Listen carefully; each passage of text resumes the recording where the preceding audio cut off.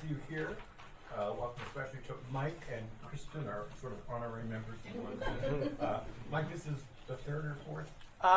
Third, I think, event with you. Third or fourth, maybe, yeah. So I'm going to sing your praises for 1 minute, and then we can do it, okay? Thank you. Mike Serazio, as you know, is an associate professor of communications who studies media production. He's a former journalist whose articles have appeared in the New York Times, the Washington Post, and the Atlantic. He's the author of, this says 2, but now 3 books, correct? He's the author of Your Ad Here, The Cool Sell of Guerrilla Marketing, which was published in 2013, and The Power of Sports, Media, and the Spectacle in American Culture, which was published in 2019. And the most recent one is The Authenticity Industry. When was that published? 3 weeks ago.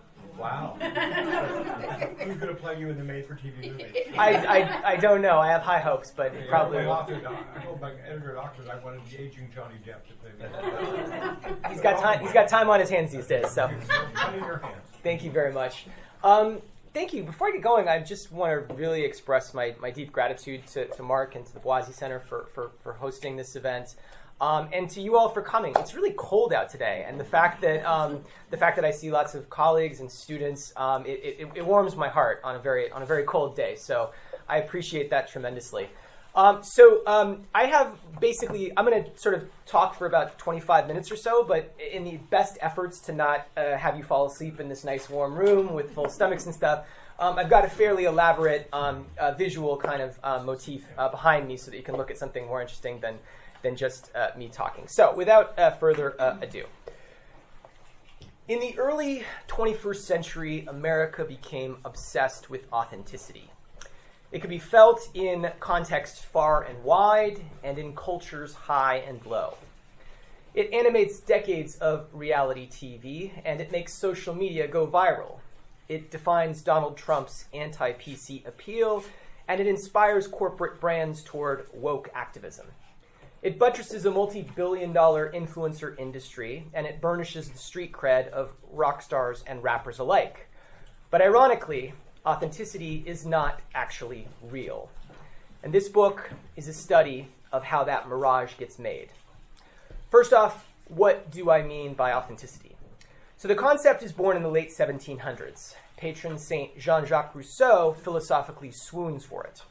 The pressures of modern life are on the horizon then. Cities, commerce, industry, along with nostalgia for what's being lost. Theoretically, in this book, I argue that authenticity has 3 main qualities. First, it's you acting as your true self, not being socially phony on account of repressive decorum. Sociologist Irving Goffman mapped how everyday interactions are like theater, a front stage projection appropriate to the audience, a charade calculated by the backstage self.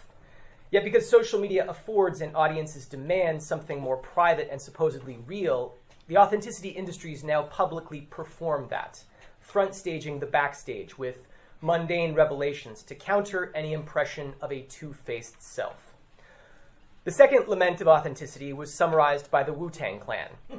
Cash rules everything around me. Such alienation stems from the feeling that we really only relate to each other through nihilistic capitalism. Authenticity becomes the countercultural yearning to experience identity outside the spectacle of commodities. And authenticity has the task of convincing you that the marketplace did not motivate that entertainer, that company, that politician. Third, in theory, authenticity opposes technologies of standardization. From Mona Lisa mouse pads to digital deepfakes, how can we be sure of what's real anymore when anything that's one of a kind can be forever cloned? Corporate franchises breed formulaic operations, eroding local character, suburban tract homes, generic office parks, casual dining chains. It's hard to know where we are at any given time, which makes it hard to know who we are. And the more virtual that everyday experience becomes, and the more that machines overtake our lives, the more we crave authentic alternatives. In both pop and politics, authenticity has a spatial bias. It prefers subculture to mainstream, polarization to centrism, presuming a continuum from pure integrity to calculating compromise. A punk with a mohawk at CBGB and a Brooks Brothers-clad activist at CPAC think and talk in the same underlying cultural terms. And authenticity is also genealogically biased. It's an identity politics, where audiences need to see themselves reflected in reality shows, music stars, consumer brands, and elected leaders, if those want to seem real. The pursuit of authenticity is, above all, an effort to recover what remains human within us. It is a religion of self-discovery and the central moral framework of our time. That's what we're sold, at least. Authenticity might seem natural, uncontrived, innate, but that's because it's been orchestrated as such. This is media work that labors to look effortless, puppetry that effaces its own fingerprints.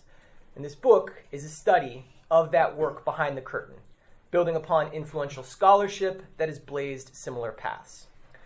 To access Authenticity's backstage, I landed 79 interviews. Producers who cast reality TV, technologists who design social media platforms, music industry leaders who manage artists, advertising executives who strategize brands, influencers who pose with products, and political consultants who run campaigns. My first category is reality TV, which venerates authenticity more than any other genre. What happens when people stop being polite and start getting real? There's no room for a two-faced self, but it is good TV. Good TV being someone who doesn't know that they're giving you good TV. This redefines celebrity ideals toward relatability and intimacy. Showrunners wanted us to identify with, not adore, those on screen, so stars became just like us. Reality TV sampled from geographic and socioeconomic margins. Honey Boo Boo, Duck Dynasty, Jersey Shore, people with wacky accents and a lack of affectation. For one season of Queer Eye, a scout got sent to the same sad Midwestern mall for 2 weeks straight, prowling for just the right schlub who gave off a, quote, slobby first impression. Once cast, it takes a few weeks of shooting for people to let their guard down and their internal monologue out beyond polite pleasantries. Authenticity emerges if you capture just enough raw footage. At a certain point, the cameras do become the wallpaper. When you're in the moment, you're living it. It makes you more who you are. By downplaying the production apparatus, making crew and equipment as invisible as possible, a more uncensored self is on display, giving the show the non-performance that it needs. Because reality TV established self-disclosure as the authenticity ideal, being unscripted, unfiltered, and uninhibited. You're looking for people who are not editing what is coming out of their mouth. There can be no backstage to retreat to, no skeleton safely stashed in a closet somewhere. It's one of my first questions. Are you willing to share every aspect of your life? Otherwise, you're not authentically right for the show. The confessional monologue helps. Breaking the fourth wall, it feels intimate and unmediated, excavating emotion directly. Relatable casting helps too. If you're doing a great job and producing a great show, you want the audience sitting there to go, oh my God, does she remind me of me? Or, your mother or brother going, oh my God, you look like her. You sound like her. Above all, reality TV must seem effortless. But that got harder as people figured out the tricks to grab screen time. Even at first interview, you feel like they're self-editing. As they're speaking, you're almost talking their sound bites. They're trying to fit into these reality TV boxes of character types. Turns out, the more that reality is sought, the more that it runs the risk of being faked. Social media is just reality TV for the rest of us, and it carries forward those same expectations.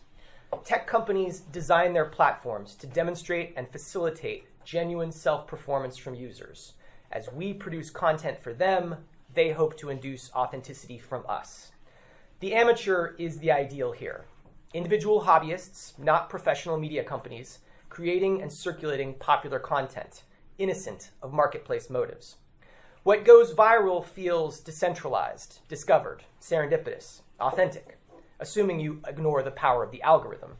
And nearly every social media site sells itself as more genuine than phony competitors, even as they all steal each other's innovations. When Instagram started, the official company feed curated only amateur cell phone photos to model the sharing they sought. If we had someone who was taking pictures with like an insane camera, that would be really confusing for someone who just has a phone and doesn't understand how that got onto the app. We were sort of trying to represent not the lowest common denominator, but the most accessible sort of denominator of how to make content. This tension represents authenticity's fulcrum, balancing perfected quality against democratized dabbling. We see it when TikTok creators spill their mundane backstage lives in bathroom mirror selfies.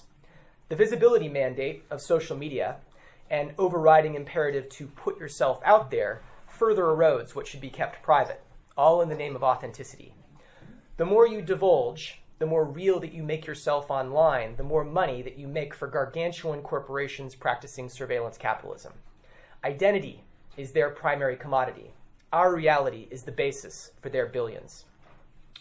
Authenticity design helped Facebook vanquish its early competitors. Users 0 through 10 million were all verified and authenticated by the .edu email system, while, MySpace had 57 Jennifer Anistons. Plus, even though there was the virtual and the real, because the real was so socially dense, it made it difficult to make shit up in the virtual because you have this feedback loop in the real that was incredibly tight and fast. On social media, authenticity has an aesthetic bias toward lower production values that suggest an unfiltered spontaneity. Postings and photos that don't look so try-hard and fussed over. TikTok's sloppy informality.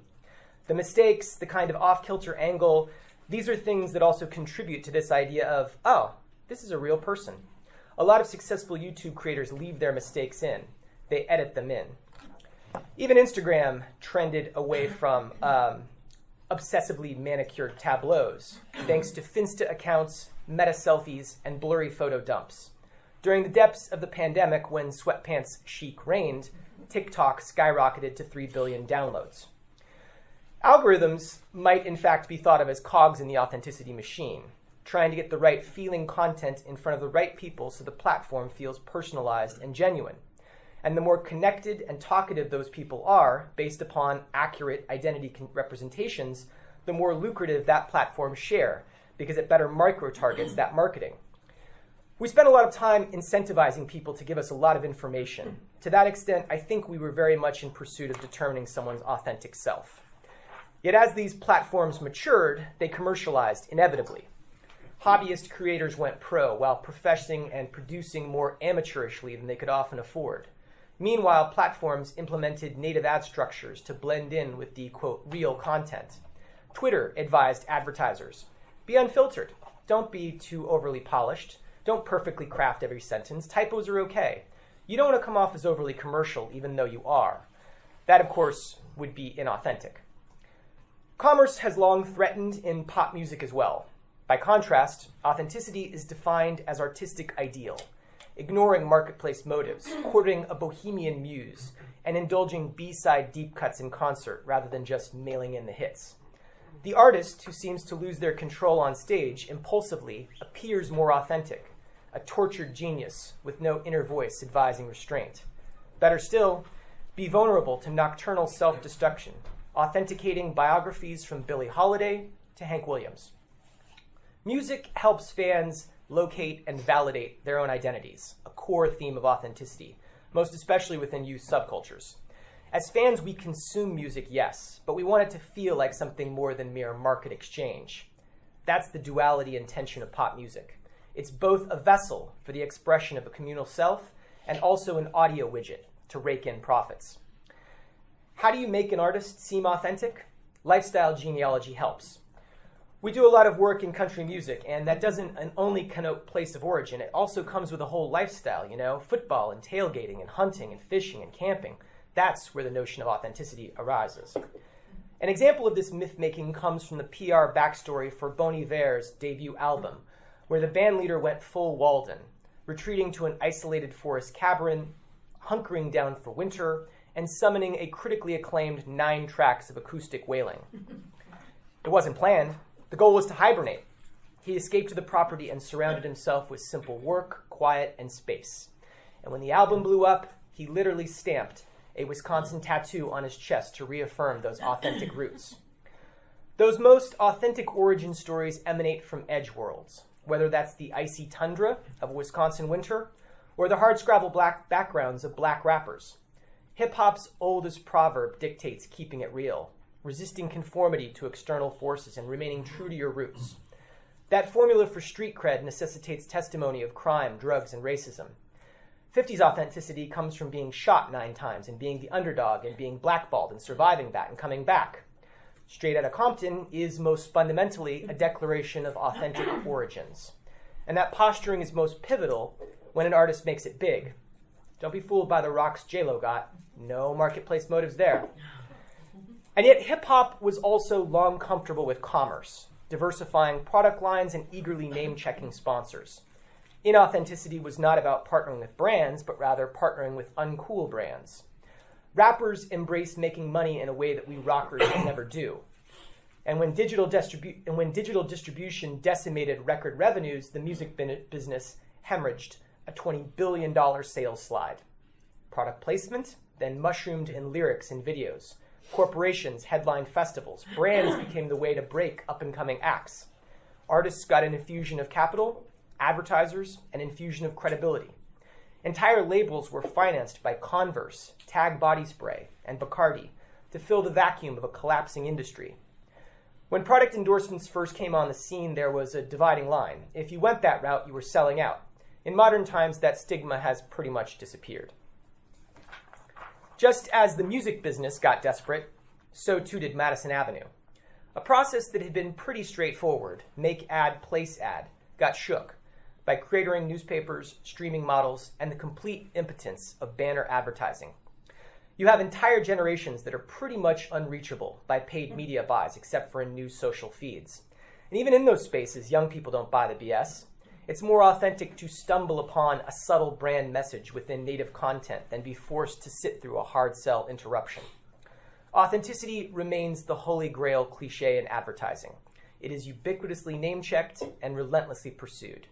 It's also a term that didn't actually exist until mass-produced goods began churning off factory lines, alienating shoppers seeking something more unique. An authentic brand offers symbols of mythic meaning, feelings, values, personalities. Inauthentic brands exist only to make money move, and it is that self-interest that advertisers try to obfuscate. It really is about being genuine and not looking to sell someone on something or trying to, immediately get them to go to the store to buy the product. Authenticity has an unpolished aesthetic bias too here. It's handmade, not homogeneous, small batch, not cash grab. Brands foreground the backstage production process, showing off artisanal craft, soothing anxiety about how the sausage gets made. Origins authenticate, geographic spirit, founding legacy, retro logos. Customers rate mom-and-pop restaurants more authentic than corporate chains. Against the bland backdrop of cookie-cutter commercialism, place authenticates because place anchors. For Starbucks, which mass markets a mass-produced version of that cute little neighborhood coffee shop, design thinking mandated 5 ideals: handcrafted, artistic, sophisticated, human, and enduring. And the trick was that all 5 had to be present in anything we did or made. Hence the earth tones and stained woods intended to contrast pre-packaged synthetics and the nostalgic rituals of faux familiarity, like a customer's handwritten name on a ubiquitous global product. If you live in New York City, let's say, and you go to a Starbucks, it might be the only time that anyone actually calls your name or smiles at you the whole day.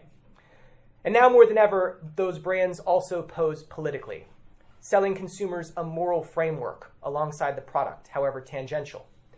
Activist ads shown during the Super Bowl quadrupled last decade, especially after Trump's election, when every single ad, like literally every chewing gum brand, was trying to say something about immigration because you want to be relevant. The traditional brand attribute framework was based upon features and benefits, utility, cost. Now societal issues have become brand attributes. 2/3 of Americans would switch from a brand because of its perceived politics, and consumers think and believe and expect brands to be able to make the change in the world that government institutions cannot. Values that once derived from how you voted or prayed now arrive from where you shop. In many ways, Ben & Jerry's originated this authenticity pose, defining itself earnestly as a social justice company that happens to make ice cream. Likewise, Dove's Real Beauty, countering the inauthentic standards of emaciated models, packaged feminism as commodity and widely influenced Adland. It almost seemed like Dove was creating a charity. Less popular was Gillette's targeting of toxic masculinity, generating one of the most disliked videos in YouTube history. Authenticity was repeatedly mentioned in our brief. It was repeatedly mentioned in our meetings. It was repeatedly mentioned when we were editing the film. I wasn't trying to be popular. I was just trying to be authentic. Pepsi similarly pissed off the entire internet with its quasi-Black Lives Matter ad, as did Starbucks' Race Together initiative. All these brand politics, whether arising from left or right, seek to fill the vacuum of lost faith and respond to newly polarized cultural domains. But they're not actually selling the product materially, and they're still mostly manifest as 30 spots. By contrast, back on social media, influencing became the hottest category of industrial authenticity in the last decade. But the practice is far older than that. From World War II propaganda seeding to mid-century Tupperware parties hosted by popular ladies in the neighborhood. None of this, of course, was meant to feel like advertising because it's delivered from a trustworthy source rather than the benefiting party. The internet supercharged influencer potential, mapping friend networks, making opinion sharing public, and enabling efficient platforms to harness socializing. In the beginning, bloggers sprinkled SpawnCon in exchange for gift cards and promo codes. A decade later, collab houses full of micro-celebrity teens were doing long-term ambassador-style partnerships with eager corporations. That influencer market is now pegged at a cool $20 billion. But it's critical to obscure marketplace motives there. Don't make ads, make TikToks, goes the company slogan. It makes it feel more relatable, and it makes it feel less like you've been given a script and you're reading off this script. Influencers get this. Let's say I'm working with an alcohol brand. I'm not just going to post a picture of a liquor bottle on my cabinet and say, yummy, get this liquor. You have to work your content into your daily lifestyle. Create a scene that other people might find enticing and want to recreate themselves. And the biggest trend in this business aims for those with the smallest celebrity. Micro and nano influencers with just a few thousand followers rather than inauthentic Kardashian types. It's not about I want to be like Michael Jordan. It's about I want to be like Steve, and Steve's the kid around the corner. Because they have a hell of a lot more credibility, and you can get 10,000 Steves for the price of one Mike. Those Steves don't yet seem as corrupted from selling out. They have higher engagement rates, and they're more willing to enthuse and contort to please their corporate overlords. Their ordinariness is their exploited value, and their private, relatable lives, posting about family experiences or personal tribulations, get exchanged for clicks and thus revenue. If you really want to drive engagement, post a picture of your puppy or your baby, and you're just winning. These creators understand that SpawnCon works best when it blends in. I know how to market a product, and I know how to do it in a way that people don't feel like they're being sold to, which I think is huge. That's the reason these companies are paying me. For the amateur influencer, capitalism eventually becomes her. She internalizes market logic, commodifies her communities, obsesses over optimizing metrics. In the gig economy, side hustle is straight hustle.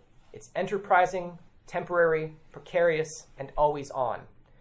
1/3 of the US workforce is now employed in some freelance capacity, and a majority of the new jobs are contract-based. Influencing forces you to blur those boundaries of personal lives and professional commerce. It forces you to calculate the value of your friends and leverage those relationships for a quick buck. Finally, I'll conclude with electoral campaigns, where one survey finds that voters care more about authenticity than policies themselves. Hence, the eternally stupid cliche, which candidate would you rather have a beer with? In politics, authenticity means acting impromptu. Voters smell inauthenticity when politicians are feeding them one stock line after another, robotically giving talking points that feel straight out of a poll. Or the politicians really looking at this race and campaign from the perspective of what they need to say, rather than what they really feel or believe. The rock-ribbed ride-or-die base, the extremes, the margins, they're authentic. The compromising center, squishy and untrustworthy. During primary season, electability is a liability, relative to a purity of purpose. It's not chasing power for power's sake.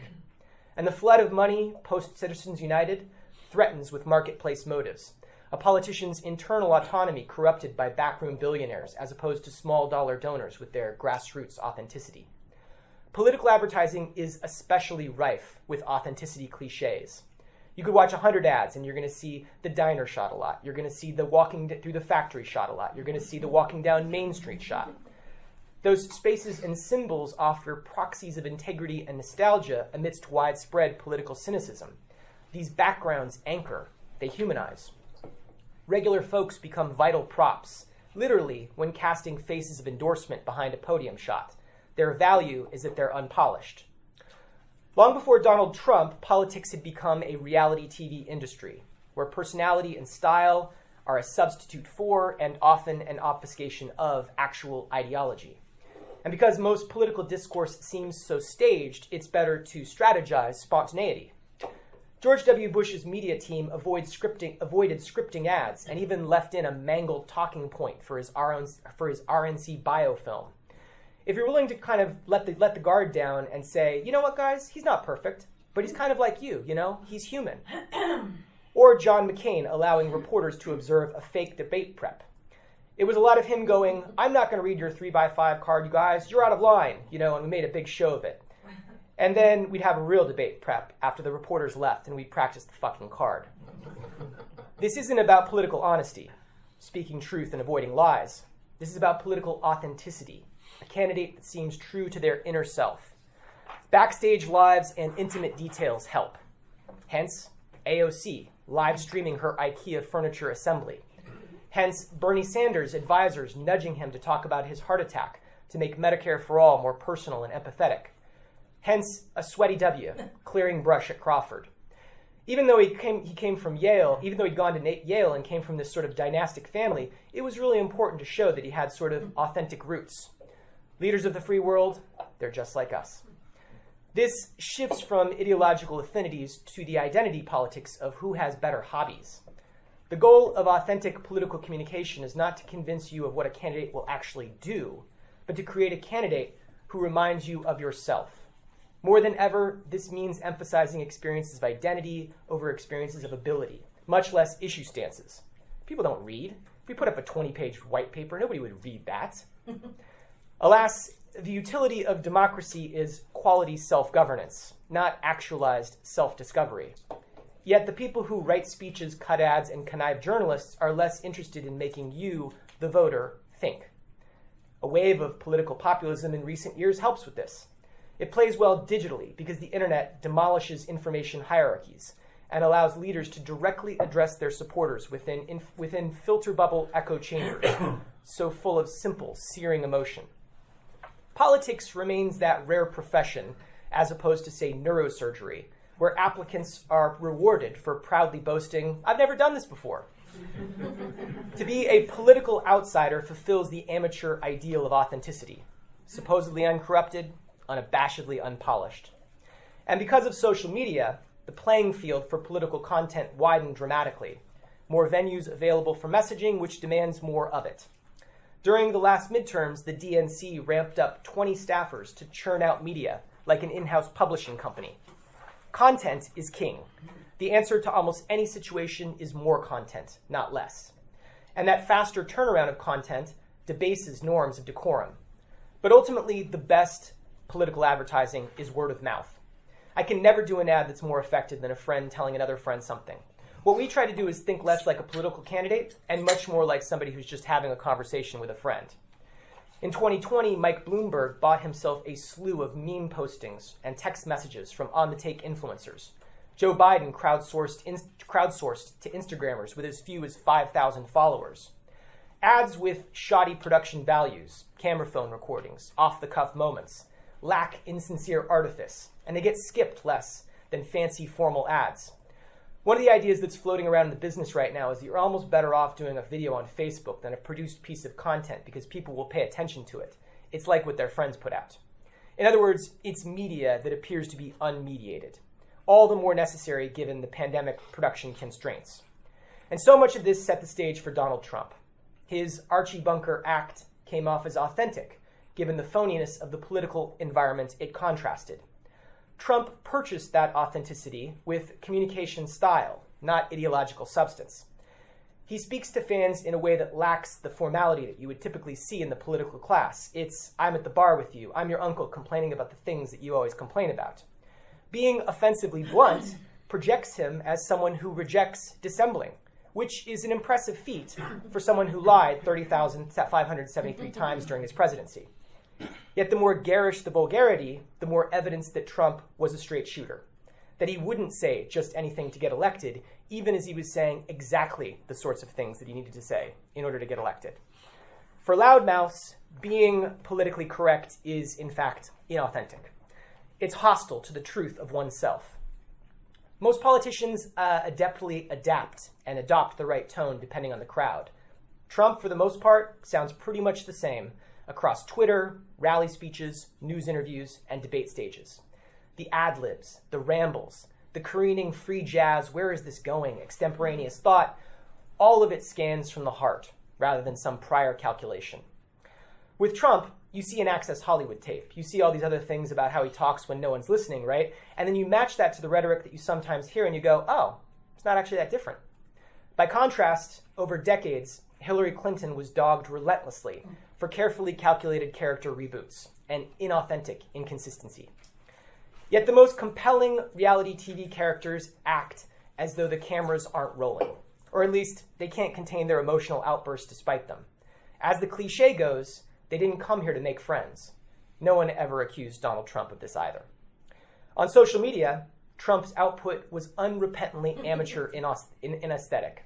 Emotional capitalizations, unintelligible misspellings, scattershot punctuation, pixelated videos, little visual or font consistency, shaky camera work videos, and retweeting dozens of randos to his 90 million followers. All of this flew in the face of otherwise polished official online political content. An impulsive posting after midnight couldn't possibly be vetted by his comms team, which is precisely what it made seem authentic. Trump speaks internet, a very different tone from old media. Even the typos end up working in his favor because you know he wrote it. That makes it feel personal, and you feel connected to your leader in a way that we never have before. But to what end was Trump's boorish, blue-collar cosplay put? The signature legislative accomplishment of his presidency was a tax cut, overwhelmingly tilted toward corporations and the very wealthy. His anti-PC cultural populism enabled policymaking antithetical to the very working-class folks who supposedly swoon to it. But this shouldn't surprise.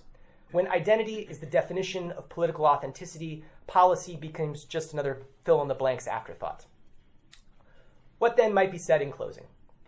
The question of authenticity is nothing less than the question of what drives us fundamentally as human beings. In that struggle for meaning, authenticity positions itself as the language and mechanisms of self-actualization, being who we believe we are without interference and expressing that without editing. This makes for difficult self-effacing media work, creating content for a reality show, an influencer scene, a presidential candidate that appears unmediated. Hence the effort to front stage that backstage. Social media afforded powerful tools to execute that ambition while also requiring it, amplifying authenticity as the overriding norm and virtue in our contemporary world. The book catalogs the devices, the textures, the synonyms with which to convey authenticity: self-disclosure, amateurism, going off script, being informal, handcrafting, and being ordinary. And the professionals I interviewed strive to furnish those pretenses for clients. These folks came from a pretty wide array of backgrounds. Some surveyed for reality TV talent, others hatched ad campaigns for big companies, still others tangled with reporters on behalf of elected leaders. Yet no matter who I asked, they all equally obsessed over authenticity. Because the more staged, manipulated, and unreal our mediated culture becomes, the greater desire for what's being lost. Authenticity's nostalgia surges forward most when times feel like they're rapidly changing. The book is a study of how that authenticity is engineered. The thinking that informs the strategies, that informs the content across reality TV, social media, pop music, commercial branding, and electoral politics. The authenticity industries, they're real enough. Their product isn't always. Thanks for coming. Thanks for listening.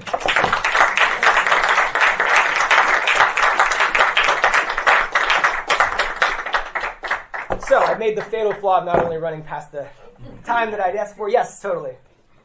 So my question is, how new is this? I mean, in the 1840s and 50s, Emerson, Thoreau, and Margaret Fuller complained about being authentic. I mean, when Thoreau wrote Emerson, going back to nature, what he doesn't mention is there's like a train, that goes right through that area.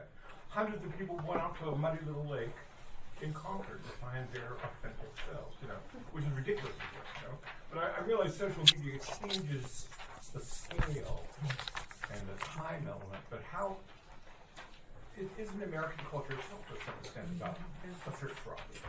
Oh, for sure. I'd go back. How new is it? I mean, I'd go back even further than the transcendentalists of the 1800s. I mean, I ballpark the birth of authenticity. Well, I don't. I rely upon more smart philosophical readers than I am to ballpark the birth of authenticity more or less when kind of the Romantic era takes shape. And I think most, sort of, again, smarter readers of philosophy identify Rousseau as kind of the origin point for thinking about this concept of authenticity.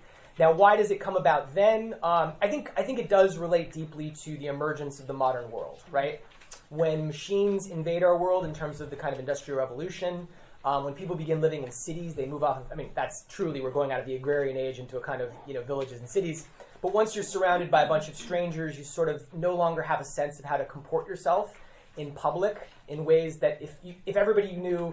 If all of you were my family, I could be much more authentic about this, right? But now that we're surrounded with strangers in big cities, this problem of authenticity presses upon us. And then, of course, I think, too, the third angle is the development of capitalism, right? And the way in which we suddenly feel like we have to do it for the money, right? The cash rules everything around us, as Method Man put it. So I think that you can definitely track this theme of authenticity back hundreds of years. What's new? I think what's new is the media landscape, right? I think that running sort of something that courses throughout the book, and the idea here is that social media did have a sort of profound change in. So I'm a sucker for better or for worse with the school within media studies called media ecology. Marcia McLuhan was the incomprehensible sort of famous scholar who. Birthed this kind of approach to media in many ways, but the notion that media environments condition our habits of thinking. They sort of format our sense, what he called sense ratios in terms of how we relate to the world. And now that we all have more or less the ability to broadcast, to not just our friends, but the entire world with these powerful supercomputers that fit in our pockets, I think that impresses itself on this imperative of authenticity in really powerful ways. So I guess that's the media aspect of it is kind of the new thing, but it is a philosophical strand that you can see woven through hundreds of years of thought that does become, though. To say what is new. I don't know if anybody caught this, but on Monday, Merriam-Webster announced that authentic was their word of the year, which was fantastic because it goes to show that Merriam-Webster can be bribed for $15 to help newshook a book into the news cycle. No, I kid. I was stoked to see that. Anyway, yeah. That's on our website. The social worker in me is really curious if there's data to show. Is the need why this is so popular, social media, is the need about entertainment or is it about fulfilling something in someone from a mental health or emotional state? Is there any data out there on that? There probably is. Top of my head, I don't know the short answer of sort of studies that have been done in this regard. So one of the funny things about social media, I think hopefully I can get to the question again while admitting that I don't have more or less kind of affects sort of social science, sort of valuable research that answers that.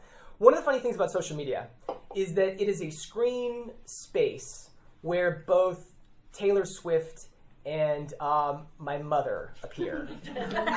And they post content. And they can post that content not to equal sized audiences, although in theory, if my mother did something crazy, yeah, it could go viral, and who knows, right? But it sort of blurs the distribution capacity of social media blurs previous celebrity hierarchy power that would have been the case in the MTV era before we all had social media in our pockets. Now, what that means is in terms of the distinction between we're just using this stuff for entertainment, we're using this for mental health needs. Again, I will defer to some piece of social science research out there that almost surely answers the question, but I do think that authenticity is something that is deeply yearned for. I think it's deeply yearned for in every generation as they come of age. I'm an old millennial, and I think that, when we were in our teens and 20s, authenticity was something that was deeply felt. I think that the baby boomer generation and some of the narratives and stereotypes around that, Gen X, the 1990s, culturally speaking, are basically the story of whether or not you're going to sell out. Now, interestingly, that term selling out has almost no meaning as far as I can tell among our students, among Generation Z, but that's a separate tangent. I do think that the pursuit of authenticity does relate to a yearning for a yearning against the challenges of mental health, right? That we seek authenticity as a means to cope with the anxieties of the current moment, which I think press heavily down upon young people and the kind of simmering mental health crisis that we see showing up. And so that is, I think, partly what makes it so alluring as a concept. And if you can package something as authentic, right? If you can get Taylor Swift to come off as authentic, like she's just like the girl next door, you can sell that to a large number of people because there is that craving. So yes, so Taylor Swift is just entertainment, but she's also mental health. Like, I mean, I don't begrudge, and there's a long tradition in media studies of looking at fans of particular celebrities who do find in really meaningful ways the poetry of their favorite rock star or the film. Like I don't look down on that, even as though I'm not studying what those fans are doing with it. I'm very much studying it kind of from a production side. But yeah, so I think it can be both in some ways. Yeah, Chris. Kind of related to these questions. I mean, what do you think about the emergence of people on social media who are kind of authentic guides in terms of like self-help and wellness and some of these things? I don't know if it's come up a lot, but I definitely, another point I think kind of building on what Mark said is, I think there's another big shift that happens to focus on the self rather than the community. So I'm wondering if you've come across any of that in your work. You know this stuff better than I do. This is your wheelhouse. So whatever I say, I'm going to say. So well, this is Chrissy's. This is is more or less the next book kind of project. bringing in more of the spirituality, I think, aspect to it. Totally. And again, so Chrissy's next book on this will come out. Well, I haven't even started looking at it. I want to properly caveat and circumscribe my expertise in this related area. No, I mean, I think so. To take your second point, right? I think it's you have I think scholars writing about the notion of the sort of therapeutic self, maybe starting to come into existence about 100 years ago. T. Jackson Lears, I want to say, is one of the scholars who kind of pioneers this term and looks at how, particularly in the late 1800s, early 1900s, you have consumption being one of the ways in which you therapeutically helps you cope with those pressures of the modern world and that feeling of emptiness that we have, right? There's a kind of very existential streak. To your point about how is this showing up in terms of wellness and kind of spirituality that we see in the social media space, I mean, again, I'm going to be well out of my depth, so I'm caveating that.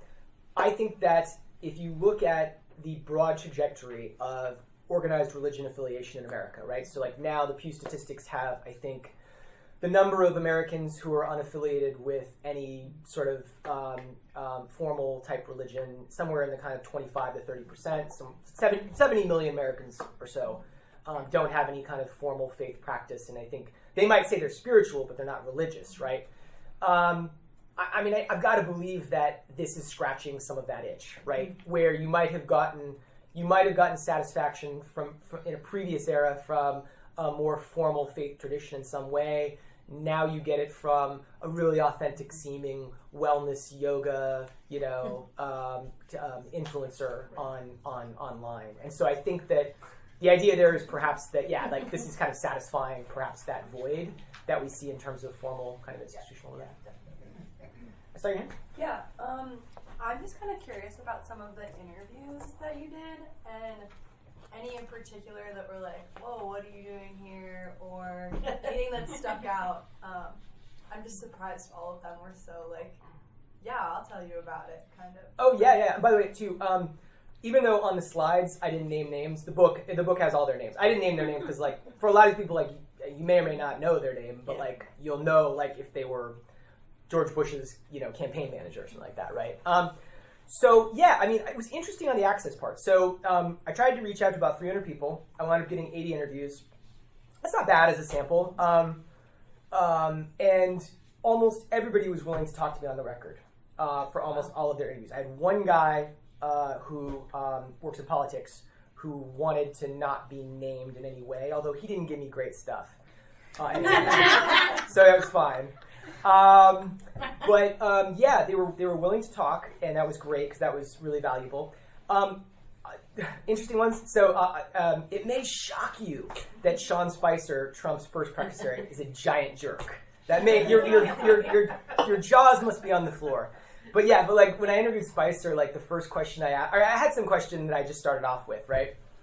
And his response, like his like didn't miss a beat response, was like, well, I reject the premise of your book. And I was like, okay, bro, like tell me, like why, like, how did Rousseau get it wrong? Like whatever, you know, like so he was combative, but otherwise, and actually, I mean, the other Trump guy that I talked to, which was Anthony Scaramucci, who was Trump's communication director for about a half second. 7 days. He was 7 days. Yeah. He was also fairly combative, and he was also a guy who, like, you asked a question, then 25 minutes later, you got a second question.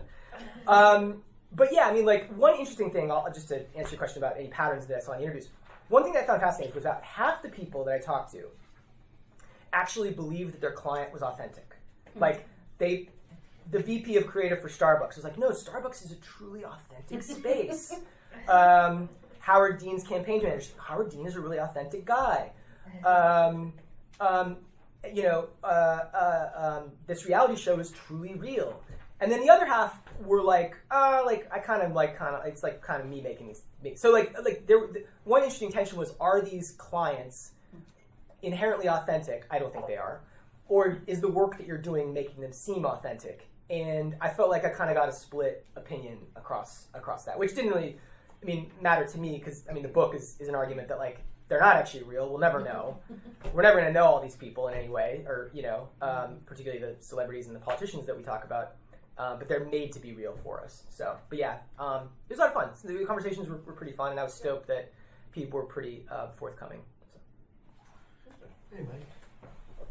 Thanks for the book, and congratulations. Thanks. I was wondering, in the process of doing all this thing, a thing that keeps coming to my mind is if you can speak to the relationship between maybe the multiplication of spectacle and the pursuit for authenticity. I don't know how those...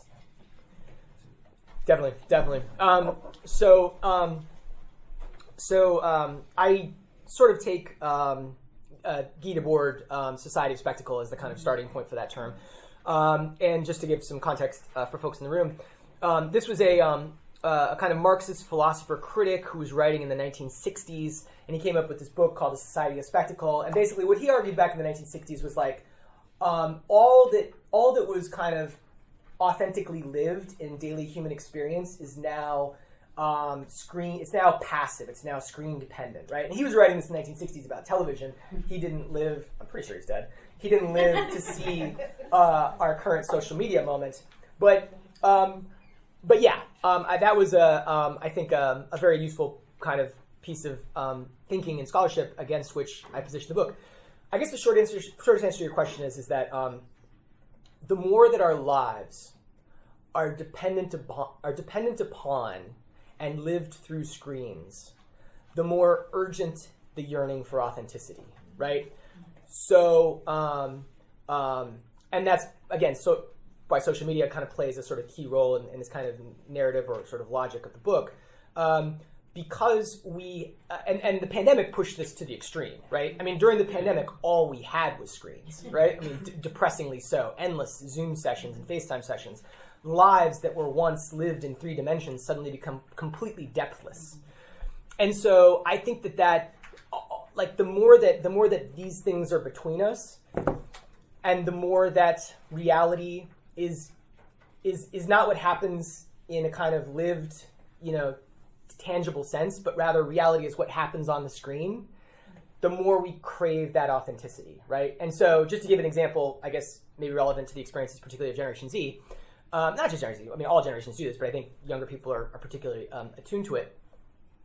How your weekend was, in terms of whether it was fun or not, is not based upon how you experienced it. It's based upon how you perform it and how you post it and how you represent it, right? So like that is like where the spectacle becomes the reality, right? And like I won't pretend to understand a single word of what Jean Baudrillard wrote on this, but like I think he was sort of getting at that concept. And so yeah, so I think short answer to the question is the more that our lives are steeped in screens, the more we crave this authenticity, and the more that authenticity can then be performed for us by people who know the right aesthetics and the right techniques in order to convince us of it.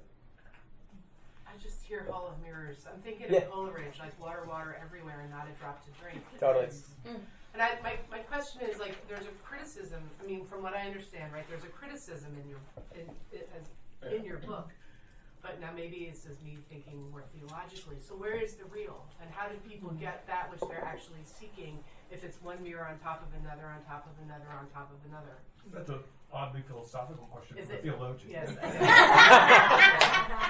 Yes. And I will also, Yeah. as a philosophical question from the theologian, I will also again circumscribe my depth as a humble media studies scholar. But I will say, so there's a critique in the book, and there's a sadness at the heart of the book. Yeah. So the critique is this: the critique is that the pursuit of authenticity winds up leading us to profoundly superficial aspects of experience, right? The pursuit of authenticity means you buy a product, not for what the product does, but for how it appears and how it can make you appear. The pursuit of authenticity means that you vote for a particular political candidate, not because of what policies they'll implement, but rather how that person seems to you, and how voting and supporting that person can make you look to others, right? I mean, there's different thinking that nowadays a lot of people have political allegiance in a kind of tribal fashion, which is that like you really just care more about projecting yourself as a certain kind of person. It's like fandom, right? So the critique is that the pursuit of authenticity leads us to highly superficial ends in that kind of Hall of Mirrors sense. The sadness, and the answer to your question is, where does the real actually lie? I mean, to get personal for a second, I feel my most authentic around my wife and 10-year-old daughter. I feel most authentic around my best friends. Not coincidentally, those are also the relationships that I spend the least amount of time through screens maintaining. So I don't want to make it sound like there's no real, the real is dead, because, again, and like any relationship, according to Irving Goffman, you're constantly putting on a show based upon the part. So like, my daughter doesn't know that I cuss as much as I do. But although for a while we had a little dollar jar or whatever, it was whatever to try to disabuse us of that. But like, I do think that there is still a real out there to be found. There is still an authenticity to be found in genuine human relationships. And I'm a person of faith, and I think I do also find that in some way religiously. But again, those things, my closest friends and my kind of relationship with God, my relationship with faith, those things have very little screens intruding. And so it again goes back to Kalemba's point, which is that the more that screens come between us, the less authentic things can feel. We have time for one more question. I was just curious, authenticity in advertisements and in content, it's really quite out there. Where my brain almost immediately went to is almost apologizing for authenticity, where we've had people like Bud Light during their Pride campaign apologizing for having Dylan Mulvaney on a Bud Light can, or influencers apologizing for wearing blackface, being racist or transphobic. Where there, then, in this kind of delving into the authenticity of authenticity, we're sorry for trying to be real. What's your perspective on that? Totally. So you've had a few, and you mentioned the Bud Light, Dylan Mulvaney kerfuffle. You've had other examples like that. There's been a few ones throughout the years where you've had these failures of authenticity. So when Scarlett Johansson gets cast as the lead in a Japanese manga adaptation, that's a failure of authenticity. There was a truly minor kerfuffle that went viral, which involved Oberlin College's cafeteria slapping pulled pork and coleslaw on ciabatta and calling it a banh mi, and that was a failure of authenticity. And then you had another fairly famous one, which is a book called American Dirt, which was endorsed by Oprah, that was written by a white lady that flubbed key details. So you've had failures of authenticity in that regard. Typically, failures of authenticity in that regard, as it pertains to identity, are a battle over who has the right to speak on behalf of a group. And I think what's interesting is that in that battle, there's often an assumption, and this winds up becoming the fodder for criticism and cancellation in some regards, there's often an assumption that there is out there some, platonic ideal of the spokesperson for authenticity on behalf of a particular demographic group.